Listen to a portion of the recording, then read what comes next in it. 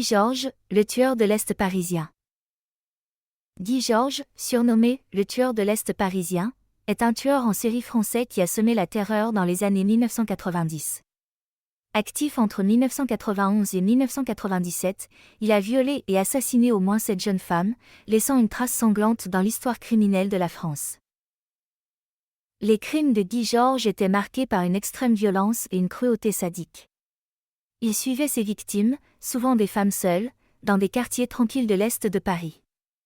Une fois qu'il avait choisi sa cible, il les attaquait de manière brutale, les violait, puis les poignardait à mort.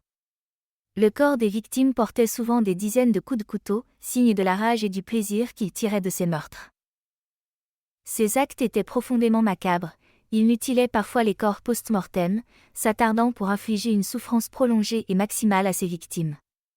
Certaines femmes ont été retrouvées attachées, étranglées avec leurs propres vêtements, ou laissées dans des positions humiliantes. Ces détails horrifiants ont choqué la France entière, dévoilant un prédateur dénué d'empathie et de remords. Guy Georges était méthodique dans sa traque. Il repérait ses futures victimes en les suivant pendant plusieurs jours, étudiant leurs habitudes et choisissant le moment idéal pour frapper. Il préférait les endroits isolés, souvent à proximité des gares ou des parcs, où il pouvait surprendre ses victimes. Son approche était rapide et violente, il utilisait un couteau pour les maîtriser avant de les agresser sexuellement. Après l'acte, il s'assurait que la victime ne puisse pas le dénoncer en la tuant de manière impitoyable. La scène de ces crimes était souvent maculée de sang, avec des preuves de lutte désespérée de la part des victimes.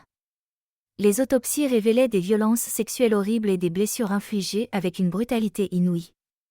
Guy Georges prenait parfois des souvenirs des lieux, comme des vêtements ou des bijoux, pour se remémorer ses crimes.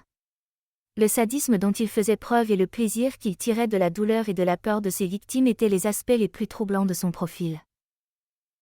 Guy Georges a finalement été arrêté en 1998 après une longue enquête et grâce à des preuves ADN. Il a été condamné à la réclusion criminelle à perpétuité sans possibilité de libération conditionnelle. Ces crimes ont laissé une cicatrice profonde sur la société française. Laissez un commentaire en imaginant comment vous auriez fait pour vous en sortir si vous aviez été confronté à un tueur aussi impitoyable que Guy Georges.